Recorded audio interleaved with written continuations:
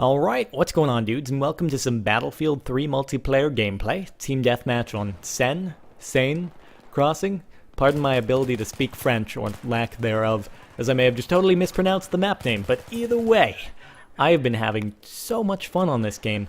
It's been quite a while since I've last experienced a PC launch of a game that has gone quite as smoothly as Battlefield 3 has gone thus far, and that makes me very, very happy. It's almost like a Valve title in that regard. So I must admit, I had my doubts after playing the beta because most of my experience of what that was like, at least on Operation Metro, was, yeah, I'm gonna go plant the bomb, or yeah, I'm gonna go shoot that guy over, oh no, wait, damn, I fell through the map. Well, that's a bummer. So after that, I was a little bit iffy, but apparently from what I've heard, that was an older build, and DICE was using it, and or EA was using it mainly just to test out functionality of servers, so on and so forth. So they seem to have really pulled through for the final release, and that makes me very happy, especially because nowadays most video games are developed with consoles in mind, because obviously that's where most of the money is. More people own consoles, more people who own consoles buy games for their consoles, and it's just a much more accessible platform for most people. But this game was actually developed keeping in mind all the hardware that is available on powerful desktop PCs, and then after developing it for that, it was scaled down so that it could perform at 30 frames per second on consoles as well. So that makes me happy knowing that it can please both crowds very well, and that's very cool. But anyway, as far as what I have been doing so far in order to enjoy myself, last night on release I spent most of my time playing Team Deathmatch, mainly getting myself acquainted with how things are going on the game. I know I said I did play the beta, but even so, I feel I could still use a bit more getting used to things, and there wasn't a Team Deathmatch on the beta, to my knowledge. I don't think there was, and if there was, I missed out on it, I guess. And I'm not going to pretend for a second that I am at all good at this game, and it's been, what, a year and a half since I last played Bad Company 2, and that was on console that I played it. So this is a bit of a new experience for me, but it's living up to the hype that seems to have been created for it, and for that I'm incredibly pleased. And oh no, run out of the way, teammate, no! I need to get around the corner. Oh, what a bummer. Oh well, I had that coming. I should have retreated much earlier there. But yeah, so what I've been playing mostly is the Assault class, and in this game, since I'm playing on the US side, I'm using the M16A3 because I don't think I've actually unlocked anything else yet. You may have seen me earlier on fiddling with the class loadout, and that's because I had unlocked a couple new attachments after the past game, but sort of forgot to put them on before spawning in initially, so I went and fixed that and equipped the tactical flashlight, which you guys can tell me, in real-life combat situations, do people ever really equip miniature suns on the end of their barrels in order to lens flare their enemies into submission? Because that's sort of what the tactical flashlight does in this game. Kind of funny. It's very useful, actually, in close quarters.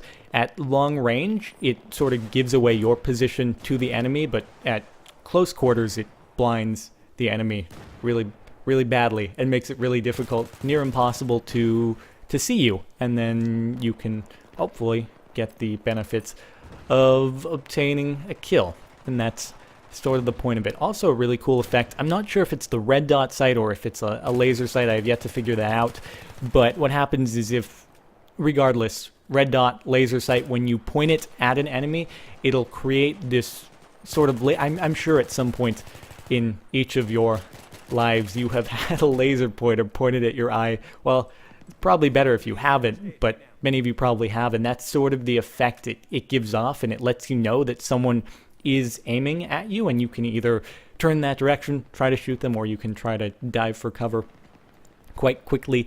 You have a couple of options there, but a lot of really subtle nuances that make for some really cool effects that just kind of put the game above and beyond and put a smile on my face as well. So what I'm using is tactical flashlight. I had the grip as well going into the game. The grip is actually very useful. It cuts down recoil a ton, And then the red dot sight is also very nice and just increasing your accuracy, even if it doesn't affect there's the tactical flashlight you can sort of see. I don't know if you caught that. Doesn't have so much of an effect at a medium range like that, but at when it's more of a spray and pray situation around a corner, it sort of blinds you. And this game has enough lens flares to make Michael Bay very proud. and some are very useful. For example, the tactical flashlight. Also, for example, if you look directly in the sun, you will get a nice lens flare, which is, well, it makes sense because when you look at, I don't know what I'm doing here with defibrillators. I don't think defibrillators actually do anything in Team Deathmatch like they do in an objective game type. I think once you get a kill in Team Deathmatch is actually new to Battlefield 3. And so I'm not entirely sure if defibrillators do anything to reverse the kill counter, but I'm pretty sure they don't, so I don't know why I was trying to use them there. I guess I was just trying to be a team player. But anyway, as far as lens flares go, when you look into the sun, you get nice lens flares that sort of obscure your vision, but in a more realistic manner, because obviously when you look into the sun, it's going to obscure your vision.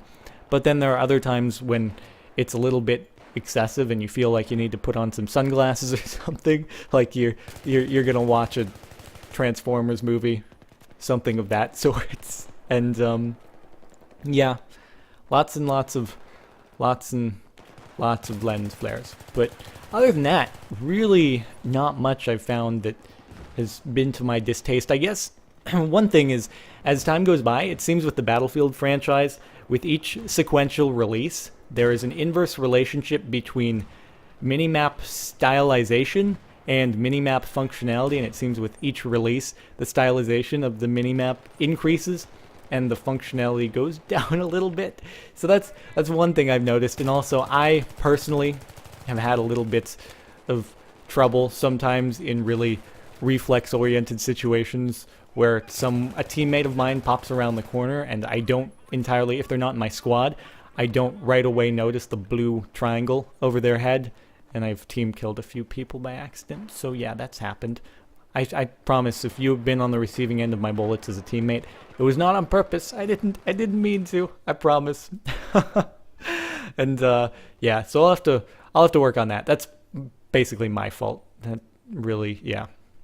And I also need to spot people more. So a few things I can work on in that regard.